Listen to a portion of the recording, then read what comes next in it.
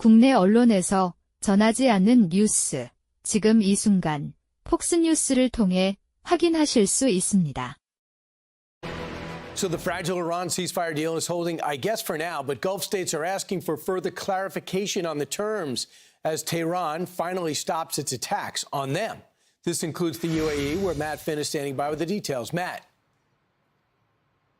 Hey, Brian. Right now it's about 3:30 in the afternoon here, and so far the Ministry of Defense says it has not detected any Iranian attacks today.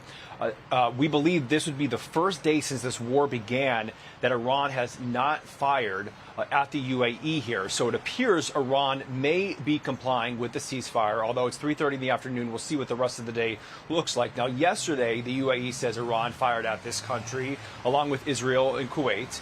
And the UAE put out a statement asking for clarification on the terms of the ceasefire. Vice President Vance offered some clarification, and he says the ceasefire requires Iran to stop firing at U.S. allies here in the Gulf. I think the Iranians thought that the ceasefire included Lebanon, and it just didn't. We never made that promise. We never indicated that was going to be the case. What we said is that the ceasefire would be focused on Iran, and the ceasefire would be focused on America's allies, both Israel and the Gulf Arab states.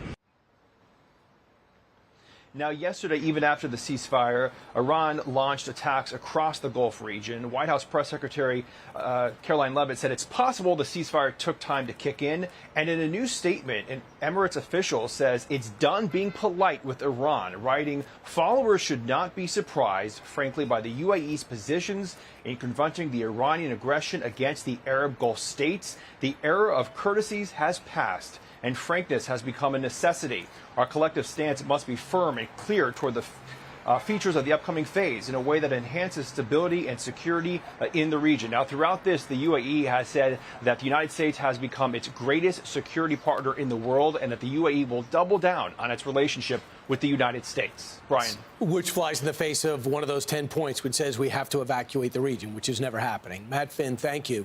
Here to discuss this is retired Navy captain and former Pentagon official Brent Sadler.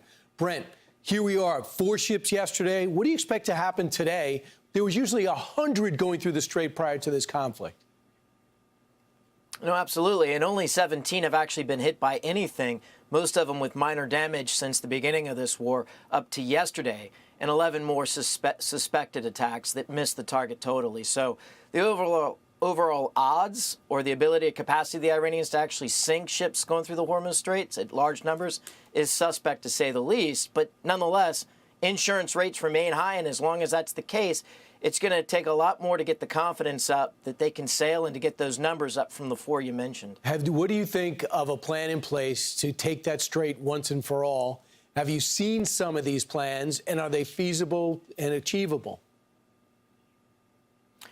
Well, I haven't seen any of the plans. I've been retired for several years, and again, much of that is very much behind the curtain of secrecy. But with the movement of heavy bombers like the B-52s and the non-too subtle signaling that a new form of bombing campaign could be unleashed if the Iranians don't play ball, I think that also speaks to taking out some of the hardened sites there in the Straits of Hormuz.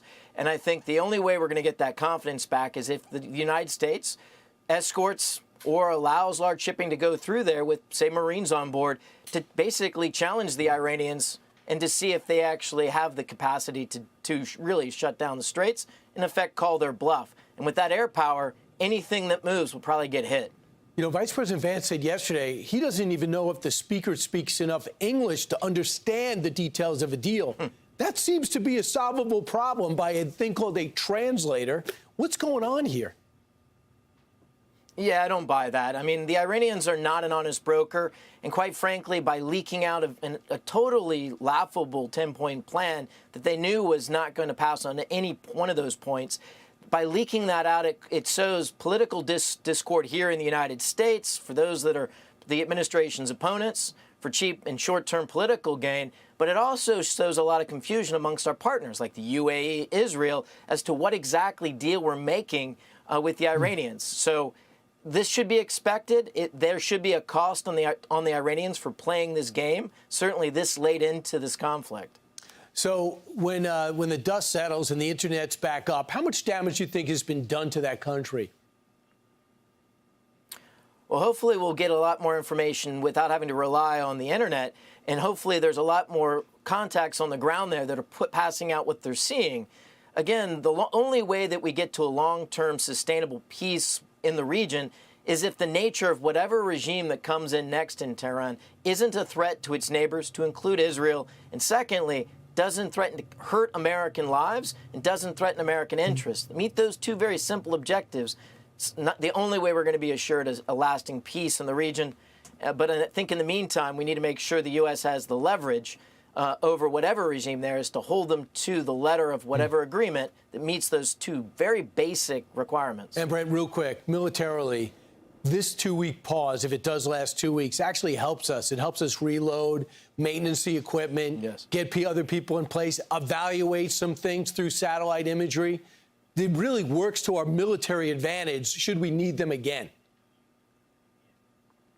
That's a high probability. It's noted that twice now the president's mentioned much to that effect, to rearm, reload, maybe reposition military forces for another phase of the attacks that he's been hinting is going to be more intense. This could be that kind of pause. How long is necessary? I don't think is the full 2 weeks. Got it. Brent Sadler, great job. Thank you. I'm Steve Doocy. I'm Brian Kilmeade. And I'm Ainsley Earhart. And click here to subscribe to the Fox News YouTube page to catch our hottest interviews and most compelling analysis.